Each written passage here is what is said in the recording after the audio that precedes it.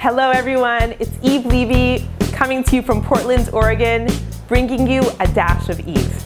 I want to tell you something important. Judaism is not just a religion, it's a relationship.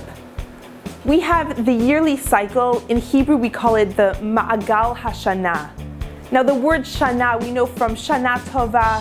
Shana comes from the word Sheni, like the number 2, a second time, to repeat itself. The year is always coming around again and again. Is it repeating itself? The word Shana also comes from the word Shinui, which means change. Every holiday or event in Judaism is supposed to be a time for personal change. So this Ma'agal HaShana, this yearly cycle, it's a cycle of change. Rabbi Akiva Tatz, he once said not to look at the yearly cycle as a circle, because we're never back at the exact same place year after year, but rather look at it as a spiral. Each year, we're spiraling upwards through our growth as individuals. Each year, we experience life on a different level, and we're growing, it's changing. Our goal in life is not just to go through life, but to grow through life. A great rabbi, Rabbi Shimshon Pincus, may he rest in peace, he said that the yearly cycle is like a ladder in our relationship between ourselves and our Creator. Now let us delve into the Jewish year and see what he meant by that. Where does the year start? Is it Tishrei? Is it Nisan? You have 2 Jews, you have 3 opinions. We're going to start from Passover, from Nisan. Pesach is considered, when we left Egypt, we were symbolically born as a Jewish nation. And just like any birth, the birth of a baby, everything needs to be clean and sterile. A pacifier falls on the floor, you have to wash it, run to the sterilizer. So much excitement, but everything has to be so perfectly clean. That is like Passover. Not a speck of chametz should be found. The excitement is in the air, everything is new and fresh. Then we go to the next holiday, which is Shavuos. But before Shavuos, we have Sefirat HaOmer, which is a time of growth. It's a time of education.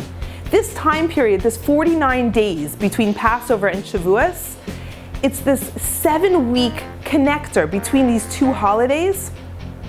It's a time that we're educated. When we get to Shavuos, that's when we as a nation receive the Torah. The Torah is our manual for how to live, how to be a Jew. It is our guidebook for life.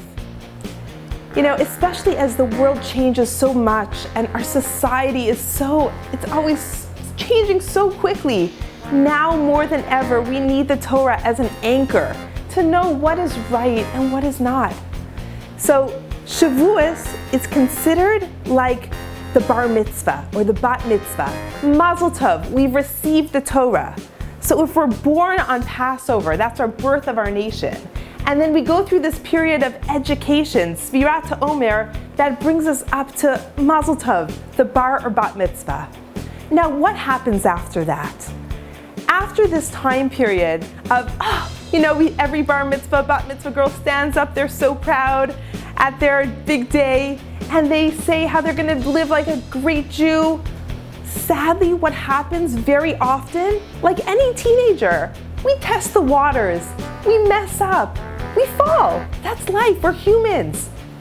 But God, our loving Father, sometimes He needs to punish us.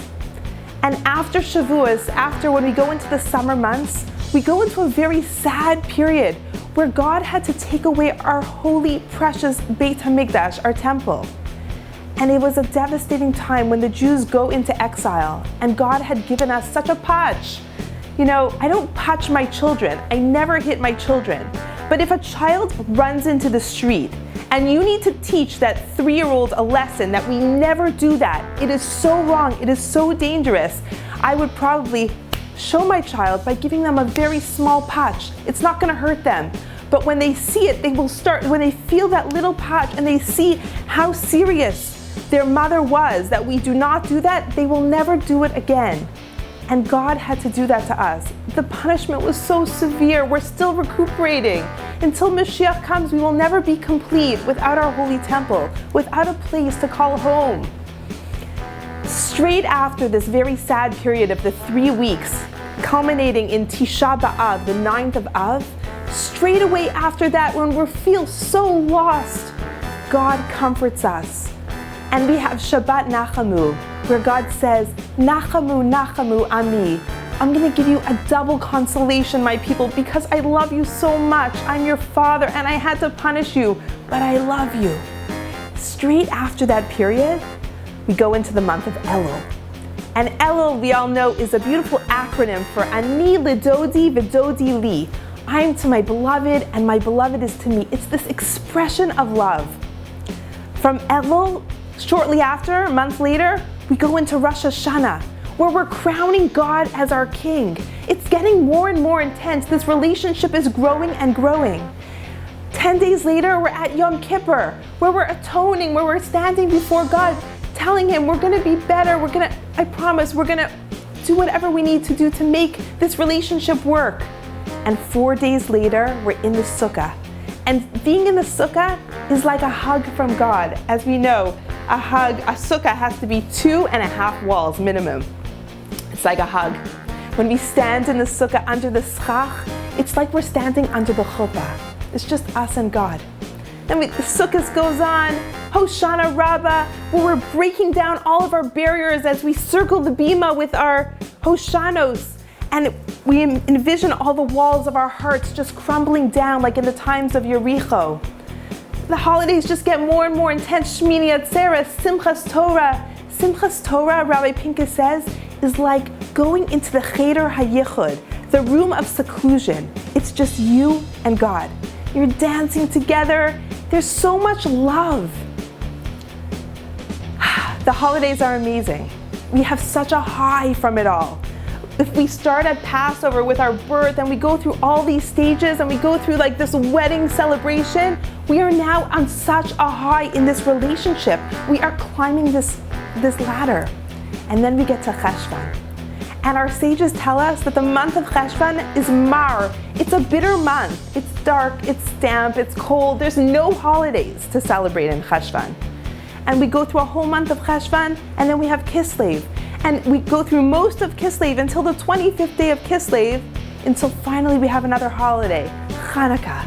Rabbi Pinkus says Hanukkah can be on an even higher rung than all of the holidays that came until now. Crazy. From such a high of Yom Kippur, standing there, clapping your chest, praying all day, fasting, dressed in white, trying to resemble the angels. Hanukkah? How could that be even higher, a rung above? Hanukkah is all about finding the light in the darkness.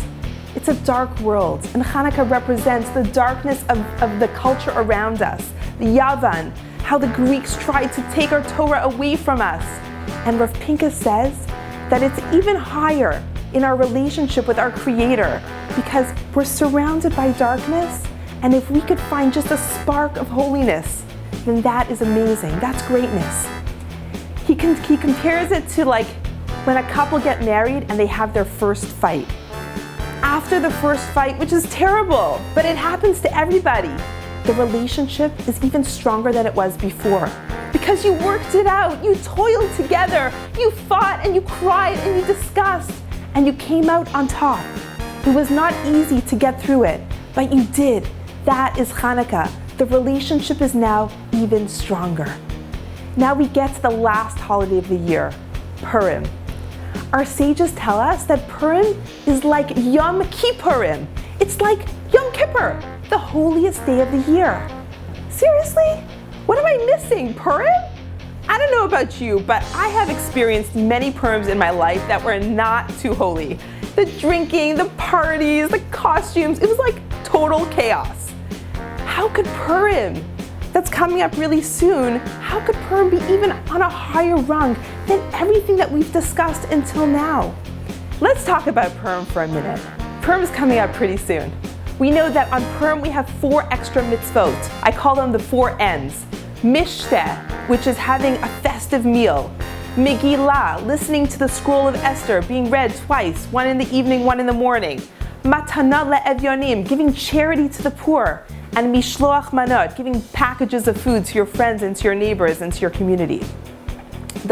And then on top of those 4 mitzvot, we have different customs of the day. We have the custom of maybe drinking a little. We know that our sages tell us that when the wine comes in, the secrets come out. Nichnas yayin yatsa sod. We're getting onto something. Now, costumes. The custom is to dress up. V'nahapochu, as it says in the Megillah, to turn things around. The word for clothing in Hebrew is beged. Another word in the Hebrew language with the same root is boged, which means a traitor. Our clothing can betray us. You can dress one way, but it might not really be you or who you are inside. You can fake something. No one knows what really is going on the inside. And on Purim, God says, I don't care about the trappings. Today, I just want to see your true inner self. Strip away all the barriers, dress however you want. On Purim, it's like we're standing in front of God, and it's this real mirror. This is who I am. On Yom Kippur, when we stand there showing God that we want to be good, it's like we're standing in front of a funny mirror. It's not real. It's not really who I am. It's who I want to be. On Purim, we come to God and we lose ourselves in joy, in the customs, in the mitzvot. It's as if we're coming and saying, this is me. I'm not perfect, but take me as I am. I want to have a relationship with you. Hashem is able to look into the depths of our hearts and to see what's real and what's true and dear to us. And that's why this is the highest point of the year. This is where the year ends. Next month, Nisan comes, we start all over again, but we're not at the same place. You know, on every Shabbat and on holidays, we light the candles. Sometimes we have the blessing of making the Shehecheyanu, which sanctifies time. And each time I say this blessing, I think to myself, where was I last year? Wow, when you look back, you could hardly recognize yourself. It's impossible to stand still. Either you're striving upwards, or God forbid, you're falling down.